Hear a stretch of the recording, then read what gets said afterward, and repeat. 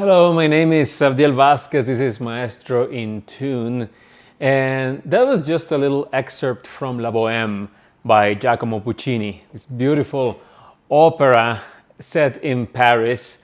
And that's from the famous aria by Mimi, one of the main characters in the opera. And that name of the aria is Si mi chiamano Mimi. Yes, they call me Mimi. Why am I playing that for you? For no particular reason, only because I love it. And I realized that as I record this podcast for you, I never really have the opportunity to have a real piano with me. So I thought I might as well share a little bit of the music that I love with you. And if you see the background right now, I'm in Mexico City. I've been traveling this past few days. This episode was supposed to be released last week. We're gonna be releasing it today, and this is the, let's call it the season finale. I'm gonna be taking a holiday break before I come back in January with more episodes of Maestro in Tune. And I've been traveling. I was in Monterrey with my orchestra, and now I'm in Mexico City. And I was unsure about what I was gonna talk about today, because as usual, there's a lot of things on my mind. There's a lot of things that I see are going on in the world, and I usually connect that with the lives of artists. I feel like very connected with the struggles of artists everywhere, especially of young artists, but also not so young. It's a very tough path to choose, to dedicate your life to art, or sometimes to not dedicate your life to art while still considering yourself an artist, which is absolutely a true path in life and absolutely valid. So a lot of things are always in my mind of how artists can even exist in this world. A world that seems to really need the arts. I mean, they're all around us. It's there in the radio, in the TV, in movies, in live music, concerts, people outside selling the things that they make with their hands. I mean, I'm talking about what I see here in Mexico City. Everywhere there's art, and everywhere there's culture. And even so, everywhere it seems that artists struggle. It's almost like the world is arranged in such a way to make just things difficult for us artists. Not always, but a lot of the time. So there's many avenues to talk about this, and I've touched on many of those throughout this first season. And there's one that I want to talk about today, and this just came to my mind, I promise you, 10 minutes ago. So I didn't have a chance to write down notes like I usually do. So in advance, I apologize if the train of thought is not as coherent as I would sometimes like for it to be. But I hope you can bear with me, because what I'm going to talk about today is very, very fresh on how it came to me. But it's also something that I've been thinking about for a long time. And it has been difficult to truly reconcile this idea. And I'm gonna tell you right now how it started. I had a rehearsal with my orchestra on Friday, a very nice rehearsal. It's a very nice atmosphere. We were doing some excerpts from Carmina Burana, this famous work by Karl Orff. And the rehearsal went very well. At the end of it, I stayed with some soloists, and one member of the orchestra stayed there, a young guy. I like him very much. He's very talented, always very positive. And he was just waiting for me. And he wanted to say, he's like, Maestro, I just wanted to tell you a couple of things. And the second one, I'm going to start with the second one only because it's not as relevant as the first one, which is what I'm going to talk about today. And the second one, I'm just grateful to him because he did say something that I've said that before to people that I admire, which is, I don't know to what extent is it valid to say this, he tells me, Maestro, because I guess we're not used to it the more we grow up. Once you're no longer a student, you're not used to hearing this kind of thing. But I just want to say to you that as I work with you over the years, yourself as a conductor, you get better and better. And that's very inspiring to watch. And I understand how that's a delicate thing to say. And I appreciate his bravery and his tact in saying so, because I have felt the same thing towards people teachers of mine, and towards whom part of my admiration is born out of seeing them get better. They're not people who just stay static, and one can say, as one sometimes does of certain artists, oh, that's I know exactly how he plays, or I know exactly how she conducts, as if we're static products, static artists who have no room to improve or to evolve or to grow. So I appreciated that comment very much, and I have the feeling that that's going to be a whole subject for another episode. But the first thing that he said is what I appreciated the most, because it's something that I've been consciously working on for a long time, and that it has been actually difficult because I have sometimes felt a resistance towards it. And he said something around the idea that he likes very much the atmosphere of the orchestra, because it just feels nice, and it doesn't feel like I'm an authoritative figure, like a dictator who has this idea of you have to do what I say because I say so. But rather, he said, it feels more like a leader who just wants to inspire us and have us create this cooperative atmosphere. Now, what he said is something that I have been intentionally working on for a long time, and not just working on, but meditating on how this idea even applies to an orchestra. Because, and I told this to him, I really appreciate this, because in my mind, I don't see music making as a hierarchical process, or as a process that follows hierarchical structures. And this is very important, because I feel like once you open that lid, once you open that door, there's so many things to untangle from that idea. It's very much taken for granted that the conductor is the authority in an orchestra. And for a lot of people, this is what is expected of a conductor. And actually, a lot of the criticism I have received myself sometimes as a conductor from other musicians working under my baton, constructive criticism, with all the good intention, is you can assert more your authority. People should know who's the boss here. You should plant your feet, and assert your mark. And this has been something that I have been struggling with, because whenever I ask sometimes for advice, especially from older people than myself, older conductors, usually it goes around the same line, oh yes, the conductor is the boss. You can't really be friends with the musicians. You can really try to please them, because they're gonna just take advantage of you. They're gonna walk all over you, and that's just the way it is, and that's the way it has to work. And maybe they are right. And as you're listening to this, you could be thinking, well, yes, there has to be a boss, and at the end it's just about finding the balance, just be a nice boss or something. But I don't know why this idea doesn't fully connect with me. And I may be totally wrong, and maybe in 10 years or 20 years or less, I will be like, damn, I should have been much more of an authority, rather than a cooperative sort of leader figure.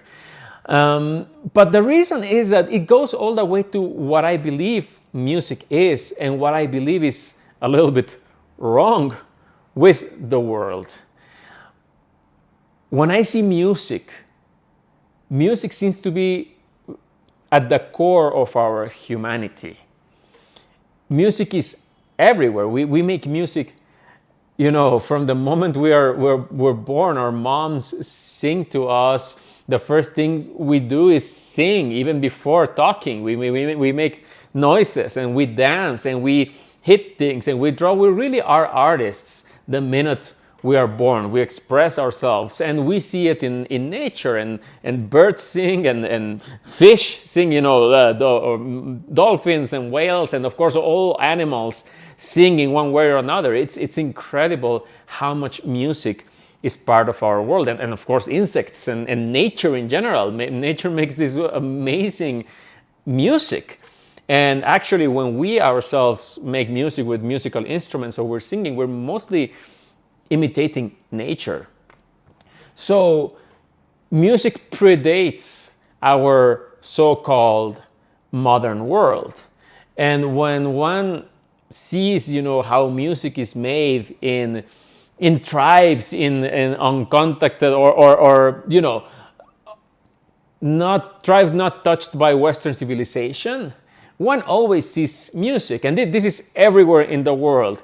Wherever anthropologists have gone, whether it's in the Americas or in Africa or in Oceania, Australia and all of that, or the north of Europe, when the Romans would arrive there, back in the day, and they would call them barbarians, or the steppes of Russia, when the Mongols arrived there.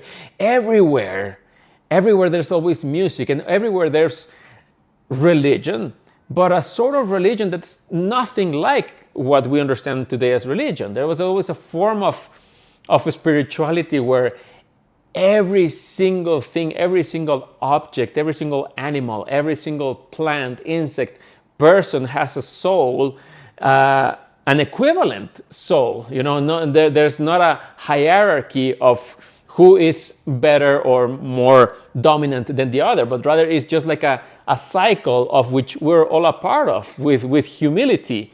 And a lot of the rituals that involved, honoring these spirits, whether you're going to go hunting or whether you're going to plant, the crops for the next season, or whether you're just asking for rain to come, from whatever spirits of the rain, all of it always involves music. And there's always music, and there's always community, and there's food, and there's dancing, and music is always there. It's at the core of our humanity, it's at the core of our spirituality, and spirituality that has nothing to do, again, with hierarchical structures of dominance, but rather of being part of a whole. And how is music made in these communities? Well, it just so happens that it is made as a community, as a group, not as someone in power who's going to tell everyone else how to do their thing, or if anything, whenever there's any sort of, so to speak, hierarchy, it's just the elders, those who know more, those who know the songs, or they can pass them along. Those are the masters or the teachers who know how to play the instruments, and they pass them along to the younger generations, and they pass them along to the kids. And sometimes, yes, there's more people who are more adept at a certain instrument, or more adept at organizing the whole thing, and so on and so forth. But there's no such structure of coercion where someone can tell the other person, this is what you have to do, or else.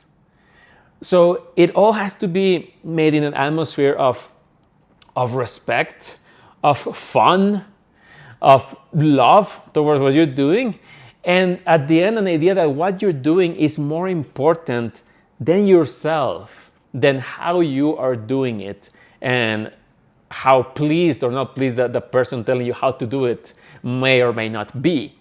See, if you're making music as a group because you want the rain to come and then the rain will be beneficial for all your community, there's a part of the ego that really has to be put aside, because you don't need that in that sort of music making.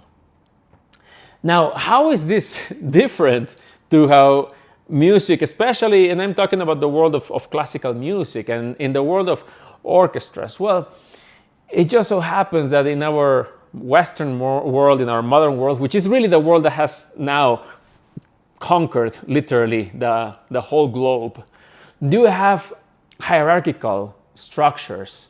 And this is not the norm. This is an anomaly. This is an anomaly of the last 3,000 years, out of 300,000 that humanity has been around. And of course, one of those the biggest anomalies is the idea of monotheism, the idea that there's like this one God, right? And that's when we start seeing hierarchy. Suddenly we're not part of a whole, where spirits of animals and plants and humans and wind or water are living in a sort of interconnected world where we need each other. Now we live in a hierarchical world where one God basically created everything, and then he creates man, of course, to rule over everyone, or over earth, over animals. And of course, then later, woman gets created from man to be ruled by man. And then as humans, they rule over everything else. And ideologically, philosophically, this is such a momentous shift in the history of humanity. Once in your mind you accept a structure like that, which is very unlike many other mental structures of political organization or religious organization, spiritual organization in the history of humanity, it's way easier to accept the hierarchical idea of a king, of an emperor, somebody that is selected by God to speak for him, and to rule over other people through his authority. And this trickles down in a sort of pyramid structure of hierarchy and of sort of authority or exploitation towards others. And it goes all the way down to the family unit, where the man is, so to say, the little king in his little kingdom, right? It's way easier for the people within that family to accept that subjugation to the man if you already have the structure all the way up to the idea of a God that has these hierarchies, and there's angels and there's other things. So these mental structures ended up permeating towards how everything is organized. And of course, the only reason these structures were needed is because these are the same structures in the military. You have the exact same thing. You have a very commander-in-chief or whatever, a king, whatever the authority was, and from there you have generals, and from there you have commanders. At the bottom you have the soldiers, who are the ones who actually fight, for you. And the whole point of armies is conquest, is dominance over others. So this idea of our modern religions, which are monotheistic, and our modern political structures, which are also hierarchical and of dominance, end up permeating all of our world and how we see the world. Of course, when you have a king with absolute authority, that may seem like a thing of the past, and today we have democracies, but at the end, it's a little bit of the same thing. Rather than just one king, maybe you have like an elite, right? But they're still supported by an army. At the end, they are the authority. Whoever has the army has a sovereignty.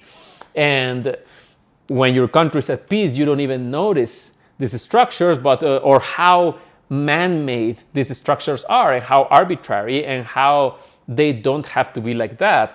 But that becomes very obvious, of course, when there's wars and you realize, okay, yes, borders are all made up, and institutions and laws are all made up, and at the end is brute force that can reconfigure things. What are borders, what are laws, what are sovereign states, and all of that. So it's always there's always an amount of violence and amount of brute force underlying how our so-called modern society is organized.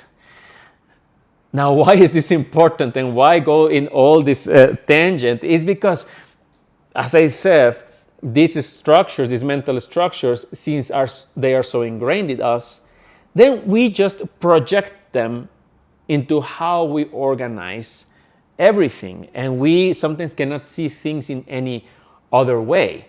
And that's why in companies you see the exact same structure, a hierarchical structure of exploitation, starting with the CEO or let's say a board of directors, then the CEO, and then there's the managers, and so on and so forth, until you get to the people doing the work. You have the same thing in the family unit, as I said. You have the same thing in armies, you have the same thing in politics, you have the same thing in religions. Of course, you have the Pope, you have the cardinals, and so on and so forth. All of the major structures that we see in our world imitate this hierarchical pyramid. And at the end of it, the goal of these structures, remember, it's always conquest through violence. It's always the imposition of your will over others. And this is important because I guess if you already connected all these ideas that I'm talking about, you realize how I'm pretty much describing an orchestra. And let's not forget, an orchestra is born out of the ultimate, hierarchical structures, which were the aristocracy in Europe. After the colony and all of that, there was this explosion of culture and music and all of that. And so orchestras are born directly imitating the structures of the moment. So that conductor is a little king, is a little emperor in that little kingdom. And with the orchestra, you have a structure of a pyramid where you have each section of the orchestra, and each section has a principal, and that principal of course responds to the conductor, and that principal sometimes have an assistant principal or a co-principal or something who's the second in command, and then you have the rest of the section, and at the end they're all playing, right? And the only person who's not playing is actually the conductor. It sounds familiar. But this idea that the person at the top is a person not only who has the maximum authority, but it's also the person who sort of knows everything, the person who made this all happen, and to an extent you have to be thankful to him, for the opportunity of being in this organization. Well, that sounds very much like the structures of the monotheistic religions, where you have a God who created everything, and you kind of have to be grateful for him for giving you life, and everything you do is thanks to him, and his authority is final, and he can decide whether to punish you or not based on a set of rules that he made up for you. Same structure goes in militaries, same structure goes in companies, same structure goes in political organizations. So the same thing happens here with the orchestra. And at the core of it, when it comes to this leader figure in a hierarchical structure, the person who is at the top of the pyramid, at the core of it is full-on narcissism. The opposite of care, of community, of caring for others, the opposite of that is caring for myself, my ego. And there's a certain narcissism in saying, I am the authority, I created this, I made this orchestra happen, or I know the music better than everyone, I can tell everyone how to do their jobs, I can tell them if they're playing well or they're not playing well, and so on and so forth. This is literally taking out of the hierarchical narcissist playbook, the one that is there with a king. I mean, a king is the ultimate narcissist. Same thing with a commander of an army. Same thing with the leader of any religion that follows this structure. Because remember, not all religions are the same, but the ones that permeate our world today are very similar in that regard, that they have these hierarchical structures. So at the core of the creation of the orchestra, you have the figure of the conductor, who is like a godlike figure. Sometimes they even referred as such, and they create this aura around themselves of all powerfulness, of all knowledge, and the only one thing missing is just being present everywhere, and then they're very much close to God. This is all just narcissism, right? And what's behind, as I said, of hierarchical structures, there's always violence involved, and there's always some sort of imposition. There's always a form of conquest. And in this case, it could be the violence of, telling you you're doing something wrong and saying it in a disrespectful way, or pretending that you know better than someone who has played their instrument for 20, for 30 years, And there's the imposition of your own will over the will of the musicians, or over their own interpretation of the piece or of the music, or their own feelings or of their own souls. You need a hierarchical structure in order to allow for one figure to impose their will on everyone else. And this is what a conductor does. Now, it doesn't have to be this way, and this is where my conflict comes, because when I see these hierarchical structures, which we are taught that this is how the world works, this is how the world is, and there's no other way around it, because at the end, people are humans, and they're violent, and you need to control them somehow, and that's why we need all these structures. Well, what if that's not the case? I mean, since this is a fairly new phenomenon, of course, it's not new for us. We've grown with this, and our parents and grandparents all the way through generations have grown in this world, so it very much may seem like this is just the way the world is. But the reality is that we're not as narcissistic as we're taught that we are, or that we should be. Yes, if you live in a system that rewards narcissism, that tells you you're going to do better if you care only for yourself, and then the market is going to take care of things, well, then yes, you are pretty much having a system that is rewarding our worst instincts, the ones of narcissism and lack of care for everyone else. But the reality is that we're always in conflict with that, because our humanity is the complete opposite. The reason why we managed to make it so far as humans is because of our ability to cooperate, our ability to work as a team, and our ability to care for others regardless of what they can do for us, because we're all connected. And this goes beyond caring for humans. It's caring for animals, caring for the planet, caring for how we relate to each other, and how we're all part of the same system, and we depend on each other. And we see it today. We see it when there's natural disasters right away, with no regard to personal gain or personal profit. We go and help. We see that even when there's no disaster. We see that with friends. How sometimes it's, friends with no hierarchies get to organize. You get to organize a great holiday dinner, a great holiday party. You get to organize a wonderful vacation. You sometimes see that in families with siblings. At some point, you can't use coercion. And by that I mean, when you have hierarchical structures, at the end, you're imposing your will on someone else via some form of coercion. Either I'm going to fire you, or I'm going to shame you, or I'm going to get upset at you, or punish you, whatever.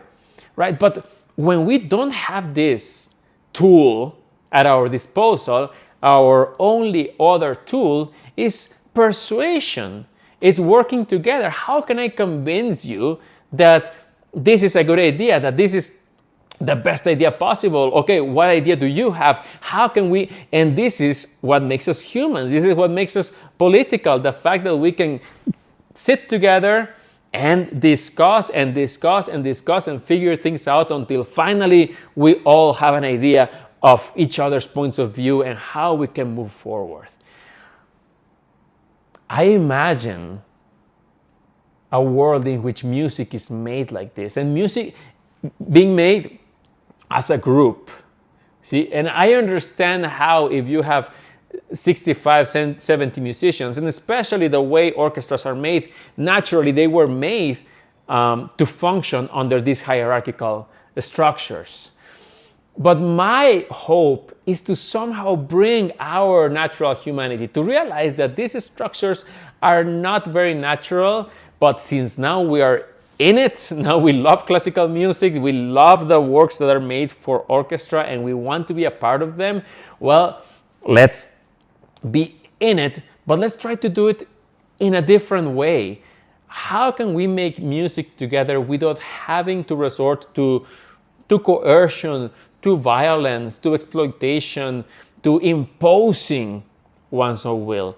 And this is what I have been sort of struggling, sort of figuring out over the past years, what kind of conductor I want to be, where you can stand in the podium and start a piece and listen and see maybe the musicians have a good idea. Sometimes they work really as a unit. Sometimes there's true soloists, a flute player, a horn player, an oboe player. They really are soloists. They may have very good ideas. They know their repertoire. They study these things and they have something in their mind. And in a way, if they do it the way they are convinced it should be done, you could make the case that it's gonna sound even better. It may sound even better than what my own idea was, even if I'm very convinced of the idea. But if I cannot persuade them, sometimes musicians will be like, no, maestro, yeah, I'll just do it however you say. And I don't want that. I want them, no, tell me, how do you want to do it? How can I convince you? Let's talk. Let's figure it out together, because music has so many possibilities. Sometimes you don't have time. You have limited time of rehearsal and all of that. So you have to go and take executive decisions. But there's nothing as beautiful as listening to an orchestra and seeing what they have to offer. I think that is a wonderful thing, that if you come in, and yes, as a conductor, you have to come in with a lot of ideas. You really have to know the piece better than anyone. Why? Because at the end, you took on that responsibility. So out of respect for everyone who's there doing their job, you have to go there and do your job. Yes, know it better than anyone. Have very, very clear ideas, and hopefully have very good skills of persuasion so that you can convey these ideas, and so that the musicians are like, oh yes, this is a good idea, this is great, let's do it, let's follow him because we believe in what he's transmitting to us, rather than let's just follow him, let's just do it because he's the conductor and it's his will and whatever, that's what he said.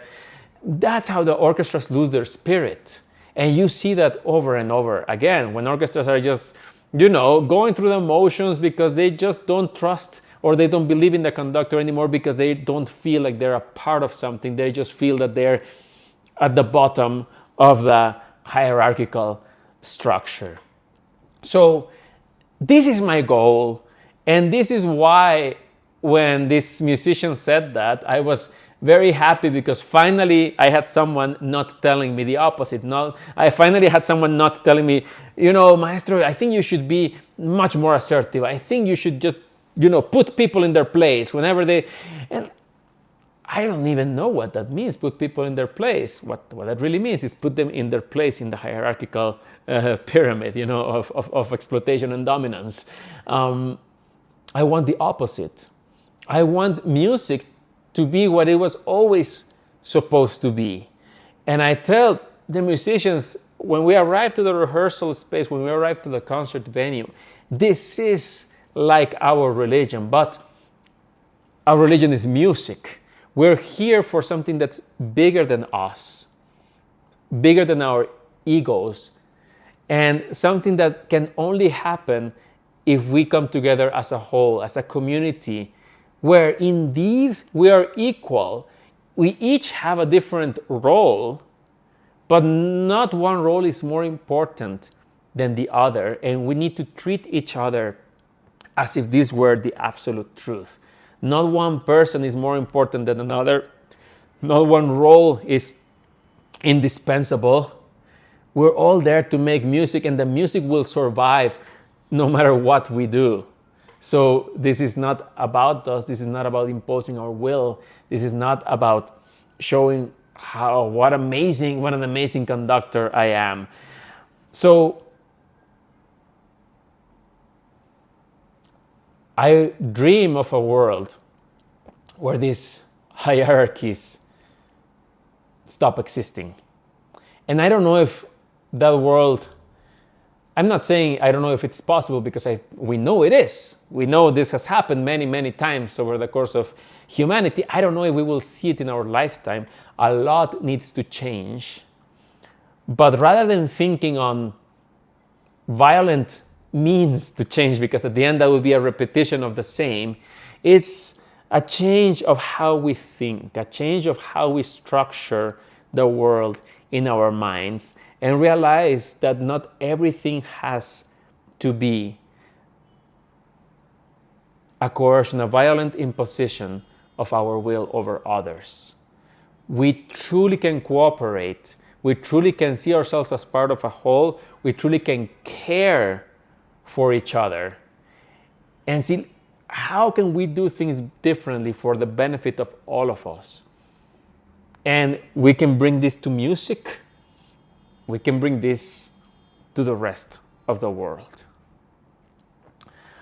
I'm going to leave you with something that I like very much, which is the ending of Le Nozze di Figaro, probably one of my favorite operas, if not my favorite, because of how Le Nozze di Figaro, in its little universe, talks about all of these grand subjects of the human condition. And at the end of Le Nozze di Figaro, the count, who represents power, gets on his knees and asks for forgiveness from the countess and from the rest of the people in the palace whom he had wronged. Of course, this is something that has not happened in our history. In that way, Mozart and Nozze di Figaro are ahead of their time.